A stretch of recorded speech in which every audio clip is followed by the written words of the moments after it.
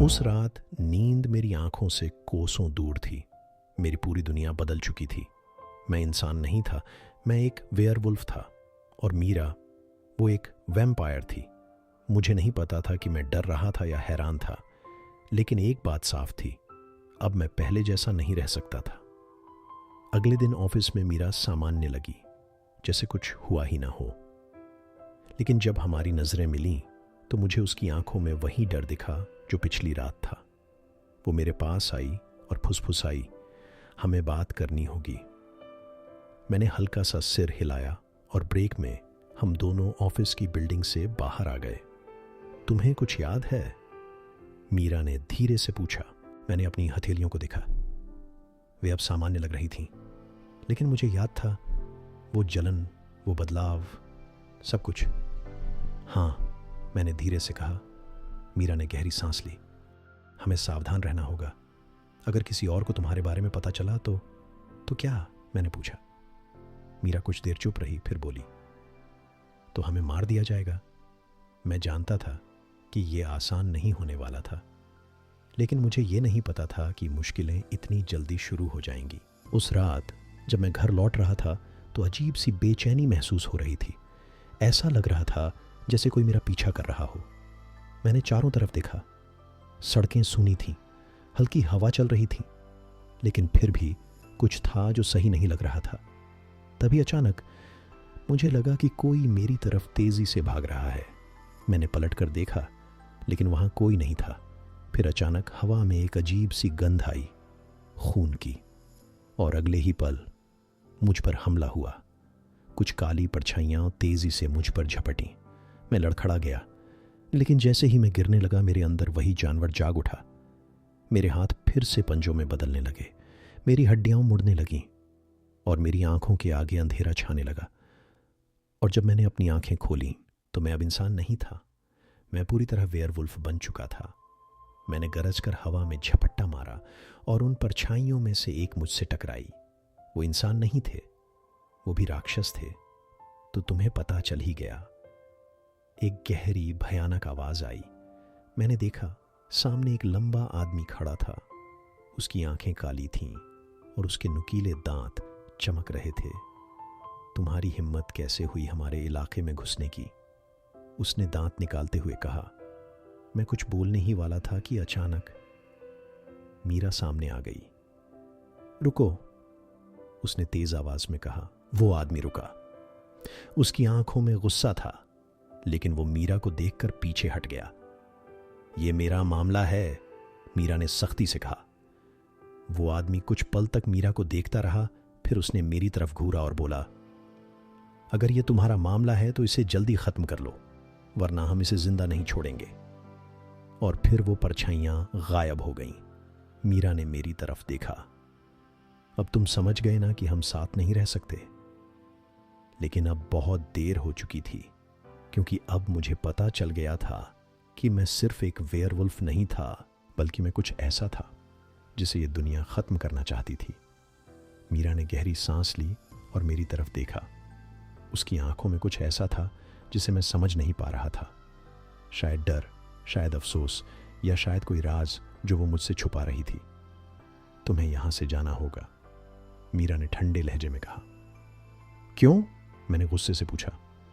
क्योंकि अब तुम सुरक्षित नहीं हो। मैं चुप हो गया। मीरा सही कह रही थी।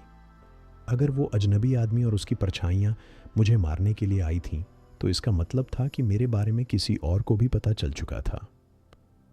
वो कौन था? मैंने मीरा से पूछा। मीरा कुछ पल तक चुप रही, फिर उसने धीमी आवाज में कहा, डैनी डी कोस्टा। मेरे रोंगटे खड़े हो गए। डैनी डी कोस्टा कौन है? मीरा ने मेरी तरफ देखा। एक ऐसा वैम्पायर जिसे मारना नामुमकिन है।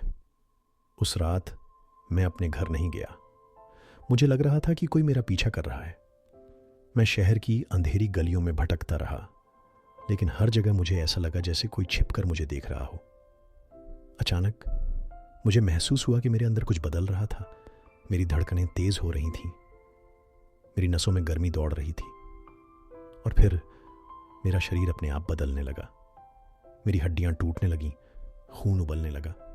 और मेरी आंखों के आगे अंधेरा छा गया। जब मैंने अपनी आंखें खोली तो मैं फिर से वहीं बन चुका था, एक वेयरवुल्फ। मुझे कुछ समझ नहीं आ रहा था, ये सब क्यों हो रहा था। फिर अचानक एक हल्की सी आवाज आई, अब तुम सच से नहीं भाग सकते। मैंने पलट कर देखा, अंधेरे में एक काली परछाई खड़ी थी। तुम्हें पता है ना कि तुम्हारा असली दुश्मन कौन है? मेरी सांसें तेज हो गईं। कौन? परछाई आगे आई और अब मैं उसका चेहरा देख सकता था। वो इंसान नहीं था, वो कुछ और था। उसकी आंखें काली थीं और उसके दांत नुकीले थे।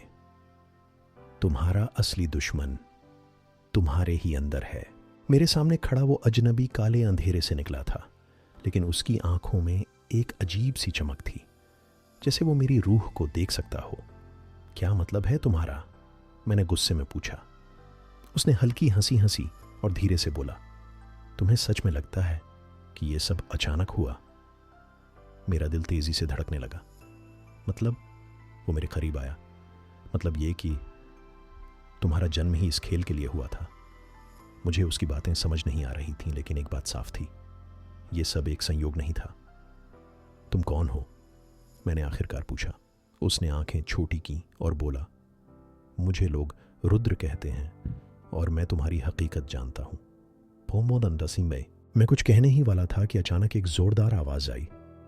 ऐसा लगा जैसे कोई जमीन से बाहर निकल रहा हो। मैंने नीचे देखा, मिट्टी में दरारें पड़ रही थीं और अगले ही पल वहां से कुछ निकला।